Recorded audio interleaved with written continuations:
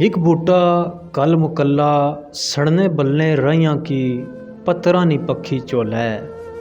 कितने चीड़े कितने साफे आड़े जेठे नी धुप्पां विच। कितने चीड़े कितने साफे आड़े जेठे नी धुप्पां विच।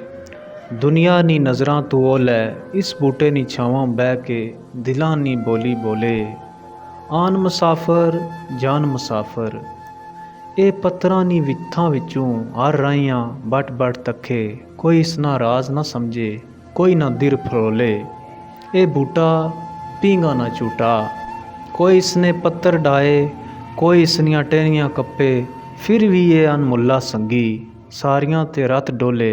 एक बूटा कल मुकल्ला सड़ने बलने रहियां की पत्तरा नी पखी झोलै।